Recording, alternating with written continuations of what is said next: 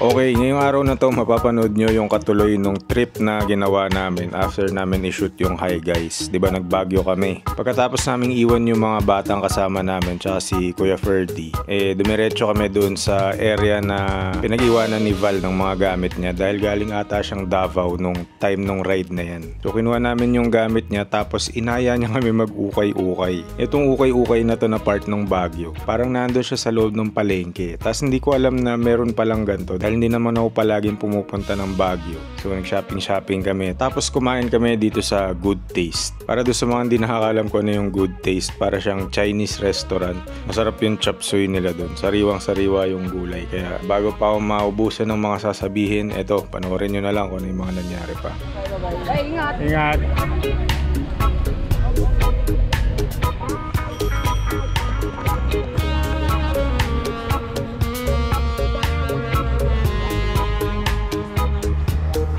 So after namin iwan tong mga bata, dumiretso na kami dito sa Hot Cat. Isa siyang coffee shop dito sa Baguio. At maganda yung lugar nila dahil napapaligiran ng mga pine tree. At masarap daw yung kape. Sabi nila kasi hindi naman ako nagkakape kaya hindi ko rin na-try. Pero maganda yung lugar.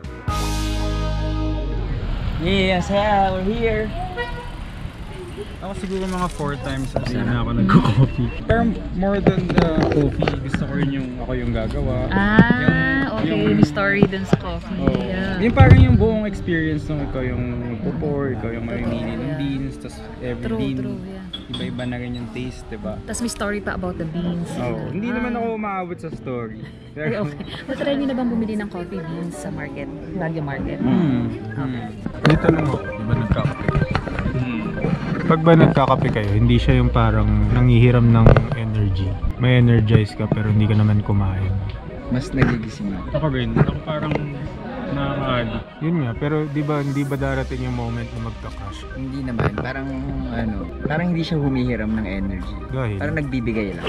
Ay. Thank you. Ba't akin ang konti? Parang nagbibigay lang siya ng energy. At the same So time, yung energy nang gagaling talaga sa kape. I feel more awake. Parang ganun yung word. Yun nga, parang ginigising ka niya. At what expense? Parang tinatap niya yung, Parang, yung uy, natutulog gising, mong gising, lakas, oh. gano'n. Parang hindi ka lang inaantok. Pero pagod ka. Pero hindi ka inaantok. Kaya ako naisip yung ganung bagay kasi di ba pag nagkakape ka, maliit na baso lang yun na merong powdered coffee. So pag uminom ka nun, gising na gising ka. Hindi ka kumain ng kahit ano wala kang kinaing kanin, wala kang kinaing ulam, uminom ka lang ng kape. So saan nanggagaling yung lakas mo pagka umiinom ka nun? Di ba nakakaano? Parang nakakapagtaka. Kaya tinatanong ko kung nagka-crush ba yung mga taong mahilig magkape pagkatapos ng magamit yung kanilang sinasabing natatagong enerhiya. Anong gagawin natin dito? Hintay lang namin si Val kasi kukunin daw niya yung gamit niya sa convention center. Diba? Welcome to UP Baguio. Ito ba? Ito ba yung UP Baguio? Yes. Hindi ko alam, nandito pala tayo sa UP Baguio. Oblasyon!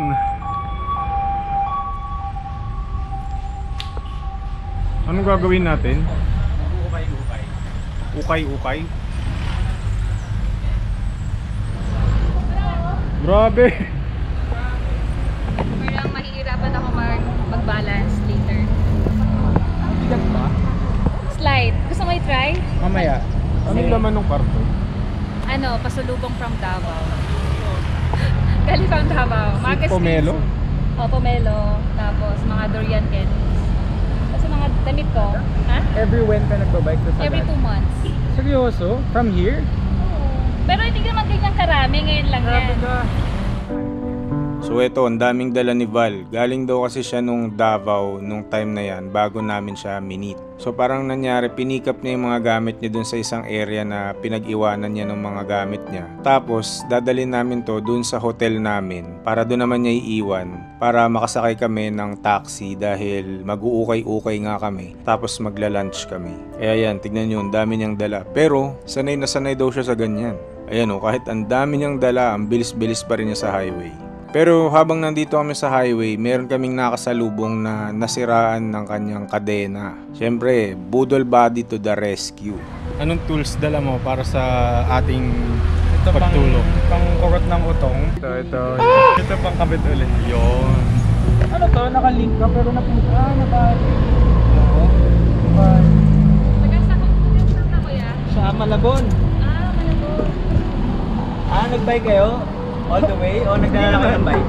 Yan lang ako sa Sablan. Temporary lang to kasi nagalaw na yung pin eh. Baka medyo bibigay din to pag pinersa mo. Dapat lagi kang low gear. Tsaka nabawasan ka ng isa. Actually dalawa eh. So baka hindi mo na pwedeng gamitin yung lightest mo na gear. May missing link ako. May link ka? 11 speed? Ay, ilang speed? Hindi ako sure. Parang Ilang speed boss yung bike? pa 10. Ha? 12 speed? Tara, nakarin na lang natin. Hindi ka na Mountain. tayo kakabit. Oo, kung meron naman mabibili, wag na.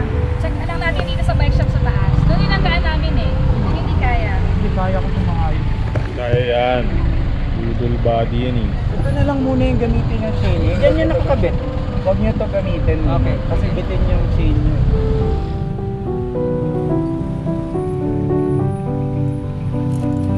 Ano yan? Laging 11T na lang although. Hindi, basta dito lang siya okay na. Huwag na niya gamitin yung big chain ring. Nag-bike kayo sagad from Malabon? Hindi na, tatablan lang. Medyo ano to temporary lang to boss Pero magagamit mo na to, okay na to. Bili ka na lang ng link, tapos pakabit mo boss dun sa nasira. Pero yan, tsaka wag mo na gamitin itong huling dalawa. Kasi mababatak mo ito masyado kasi nabawasan ng dalawang link. Pagkatapos gawin ni Marlo yung bike nung mama, akala ko aabutan kami ng pera. Yun pala, tissue. Pero okay lang yun dahil wala naman talagang intention maningil to si Marlo. Wipe your hands. Thank you. Pa-follow na lang sa Instagram. Follow nyo yung Budol Body, tas kung magpapagawa kayo ng bike, ito, Budol Body. Taga-Antipolo ba kayo? Oo, nagbabuild ako ng bike talaga. Sige, salamat. Bye-bye po. Ingat. Taga-Antipolo. Budol Body PH. Buto suit ko to. As a global ambassador of Boodle Body PH, I can attest that Boodle Body is a good Samaritan. Good Samaritan pero Pinoy. Dito ba? Hi.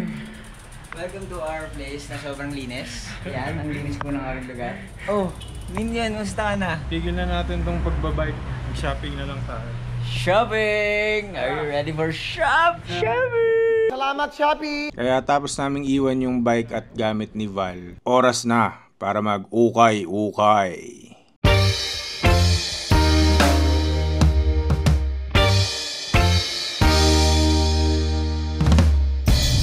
We're going shopping.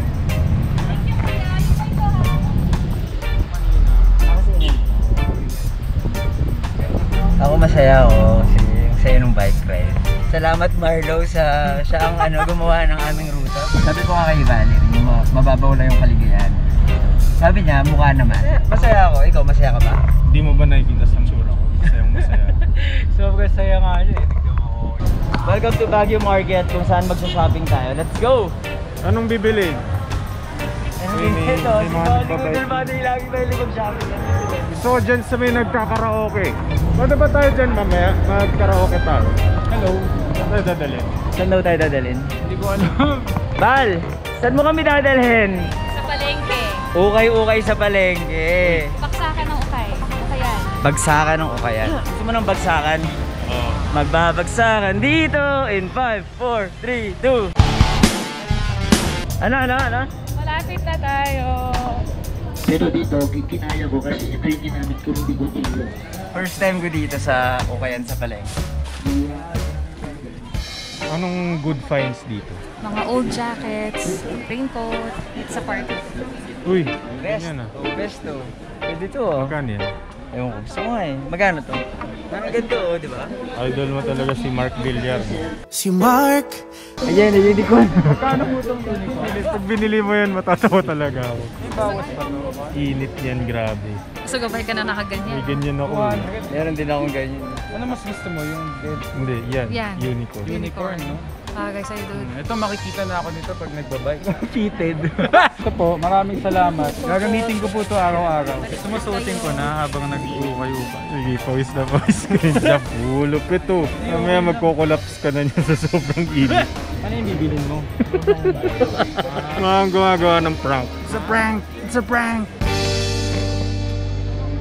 Itong lugar na to, ito raw yung bagsakan ng mga ukay-ukay dito sa Baguio, ayon kay Val. Para siyang malaking palengke na tapat-tapat, may kanya-kanya silang pwesto. Tapos lahat sila, ukay-ukay lang yung benta, kaya ang dami mong pagpipilian. Ano men? Kumusta pag ano? Naghahanap ako para ng t-shirt para sa'yo. Gusto ko yung nakakatawa. Di ba gusto mo nakakatawa? Oo. So, kakain na tayo. Sa Good Taste. Pupunta tayo dun sa original branch sa Magsaysay. Let's go! Let's eat! Ito yung area ng Baguio na maganda mag people watching kasi ang daming nangyayari dito sa lugar na to. May mga naghahakot ng mga kung ano-anong paninda gaya nito, mga gulay. Ewan ko kung tanim ba nila yan or inuungkat nila sa ibang lugar pa. Tapos nga ayan meron pang nagdadala ng mga bagong rotation na ukay. Yan dami niyan. Yung last time na nag-ukay ako, mga nabili ko is nung teacher pa ako. So, puro mga long sleeves, puro mga formal, pants, gano'n. Yun. Ngayon, nakatambak na rin sa bahay kasi hindi na ako formal na tao. Hindi ka na respetado. Oo, hindi na ako respetado. Isa na akong super ultra pa. Hindi ko alam, parang feeling ko na naginip pa ako yun. At hindi lang yung mga second hand na damit yung binebenta dito sa Baguio. Meron din silang mga brand new na mga murang klase lang naman. Yung mga bag, mga backpack, ganyan. Tsaka kung ano-ano. Ba't ganito yung hagdan dito? Bakit? Padulas, flat, slanted. Medyo mahirap maglakad dito sa Baguio kasi maraming ahon tsaka lusong na kalsada kasi nga 'di ba nasa bundok siya. Kaya bago kami umabot sa Good Taste, nag times 2 yung gutom namin. Kaso meron kaming malaking problema. Walang pila, diretso tayo. Pero yung food, 40 to 1 hour. Matagal na siya. Saan ka ba?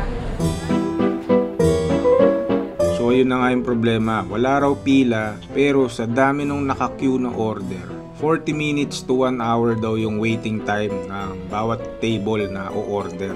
So sabi ni Marlo masyado raw matagal yun pero sinilip na rin namin yung loob.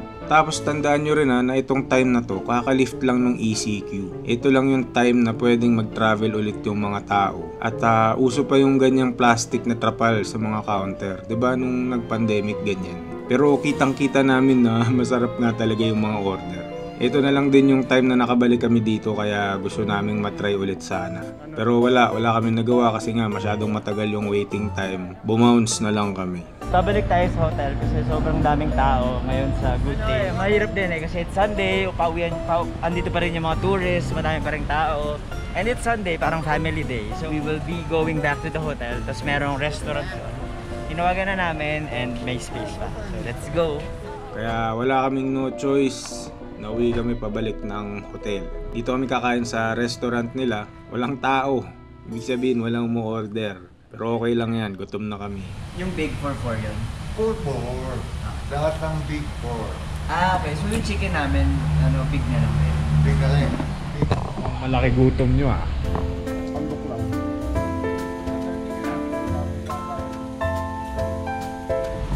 Magpapaalam na si Valerie sa atin. Babalik na siya sa kanyang house. Maraming salamat Valerie for helping us sa pag-tour sa Baguio City. Thank you din sa pagsama. Bye-bye. Thank you. Salamat. Thank you.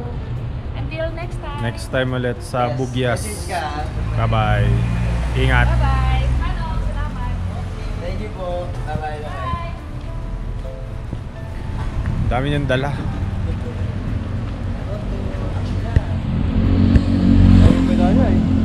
At dyan nagtatapos yung maiksing detour namin dito sa Baguio. So lahat ng to nangyari after namin i-shoot yung Hi Guys. Yung Hi Guys, sinut namin yan mga 2022. So yun yung kondisyon ng Baguio nung mga panahon na yan. Maraming nakamask, tas merong mga trapal na plastic yung mga kainan. Diyo makahinga.